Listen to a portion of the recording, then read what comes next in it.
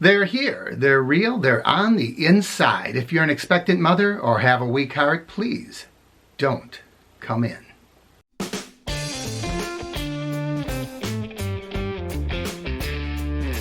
Welcome everyone, I'm Mark. This is the Average Me channel. If you're new to the channel, I'm going to ask that you click my face in the corner to subscribe, and don't forget to ring that bell icon up above. That way you'll know when I post new videos. In a recent video, I mentioned the fact that I spent a little time working with circuses and sideshows. And apparently that piqued some people's interest. They wanted to know a little bit more. So I thought I would share occasionally. I don't want to make this a sideshow channel, but I thought I would share a little bit of my history, my experience, and share some stories. So today we're going to talk about, oh man, I must have been 11 or 12 years old. And I worked at you're going to learn a little dialogue, a little lingo here. I worked at a sideshow exhibit with a two-headed baby. I know it sounds ridiculous, but I'm going to give you a little background. When I was even younger, I remember one of my favorite exhibits was Richard and Philip, the two-headed baby. And what intrigued me was the spiel. Now, I know a lot of people think that the man outside of the tent at sideshows are called barkers. But actually what we referred to them as were the talkers. And they would try to gather what's called the tip, the group of people, before they would bring them in. And we're not going to talk about all of the terminology. You know, there's things called turning the tip, where you try to get more groups in, one group out as you get another group in. And there's something called the blow off, and that is the last thing that happens. Usually it's, for example, I had a friend named Bob Melvin. He was a man with two faces. He used to sell little Bibles for a quarter. That was his blow off. So anyways, I digress. So back to Richard and Philip, the two-headed baby. Before I worked for the carnival, I was intrigued with this exhibit. I couldn't have been, I don't know, 9, 10 years old. But there was no talker. It was all recorded at that time. And they had beautiful trailer. It was painted up, you know, the sides would all turn out, and it showed this toddler with two heads playing with blocks, and their happy parents, you know, looking on, the dad sitting in his relaxing chair smoking his pipe, just like the Cleavers, right? The only thing that's different is their child had two heads. And you would hear this loop, Richard and Philip, the two-headed baby. They're here, they're real, they're on the inside. This is the one your friends and neighbors have told you about. Due to the phenomenal scientific nature of this particular exhibit, we ask that there please be no cigarette or cigar smoking on the inside. If you're an expectant mother or have a weak heart, please don't come in. So that was the type of stuff that was cycling through my brain when I was young. And one summer I did get a job. Now, the games at carnivals, we refer to them as joints. And technically, what I worked at was called a singalo. And what a singalo is when they have one exhibit as opposed to, you know, an entire sideshow. And the exhibit I worked for this particular summer was the two-headed baby. Now, I refer to it as a joint because all of the games were referred to as joints. I guess technically I call it a singalo, but we didn't. We called it a joint. So this particular joint was, the two-headed baby was their draw. That was the thing that brought everybody in, the big banner.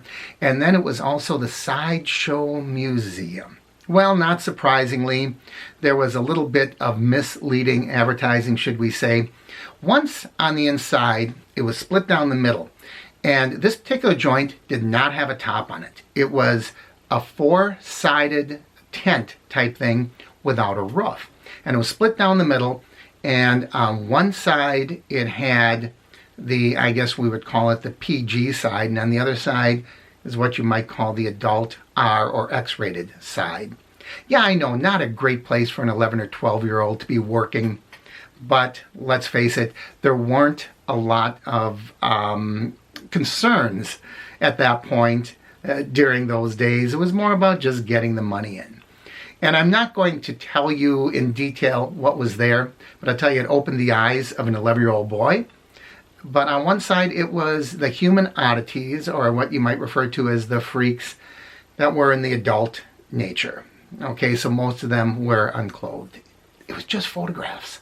It was just walls lined with photographs going back to the 1800s. On the other side was a very similar thing, but they were more tame in nature. And if you look up on the internet, you can find these things. You know, they were people with deformities, extra limbs, appendages, perhaps people that, had hair growing all over the bodies. It was that sort of thing. But the real attraction was the two-headed baby. Now, there are typically two types of exhibits like this. The original Richard and Philip, the two-headed baby that garnered my attention as a boy, was what they called pickled punks. Very disgusting, and you would think we would never do this in today's world, but I don't know. I was in Seattle not too long ago, and there are mummies in a store there, 3 of them. Those were at one time real living human beings. And the pickled punks are typically fetuses, or sometimes they might be children who are stillborn, whatever, and they are preserved in formaldehyde or put on exhibit. That's what Richard and Philip, the two-headed baby, were. Now, they would say born alive. I don't know how long, a minute, and the implication is you're going to see this toddler inside, and that was not the case. Well, the exhibit I worked at was not quite so rough. It did not have a pickled punk. What it had was what they called a bouncer. And I suppose they call it a bouncer because it was made out of rubber. Or what we typically used to call in the carnival sideshow parlance as a gaff. So a gaff is something that was handmade, created, and is not real, while the pickled punks were real. And that was kind of the difference. Oftentimes the gaffs were better to have because there were fewer laws or restrictions. Although sometimes it was just weird because if the laws stated you can't exhibit something under the premise of it being something else, so sometimes they would say the gaff was real and sometimes they would say the pickled punk was a gaff just to get past the laws. So anyway, this is all leading up to something, believe it or not. I was working this summer, and I'm sure I was making next to nothing. I think that guy paid me $5 a day in a T-shirt or something, because he also owned the T-shirt joint. Where they would put the iron-on things in front of your T-shirts. So I was working. It was a particularly hot day, and what I'm about to tell you, as an 11 or 12-year-old kid, I found incredibly amusing. The guy that owned this place was devastated. I remember his words. He looked down and said, "This is a crying shame." I thought it was humorous. What am I talking about? I walked into because I would go in there, it'd be slow. I'd check things out. I would, look at the exhibits. I walked up to this two-headed baby. Now outside it said specimen. If people say this real, this is a specimen of a two-headed baby. They were using the term specimen in its broadest way. A specimen being an example in this case. Well, it was a rubber baby with 2 heads.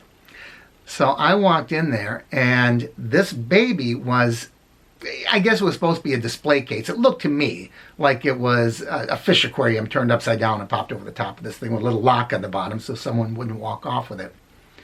Well, think about what's going on here. You have a joint with no roof. You have a glass box with something rubber inside, and you have the hot July sun beating down. You got it. I walked in there and I saw half of a baby in a puddle of melted rubber. I looked in there. I'm sorry. I thought it was so funny. I started laughing. I had to go out and tell the boss, "Hey, your baby's melting." So all we did is they took it out and they finished the run. They took off the sign and they just ran it as the Freak Museum. So that is one of my experiences. I have a lot of other stories. I think next time we talk about the Sideshow, I am going to show you a couple of gaffs that I own. They are my mermaids. I still have them. I also have a Sideshow banner that I hand painted for the mermaid, and I'll show that to you in upcoming videos. As long as we're all staying inside these days, might as well have a little fun and look back on interesting things that happened. Do you have any experiences with circuses or sideshows, or maybe you just want to comment? Please leave something down below, like and share the videos. If you haven't already, please subscribe, and don't forget to click that bell icon up above so you know when I post new videos. Thanks for watching. I'm Mark, and this is the Average Me Channel.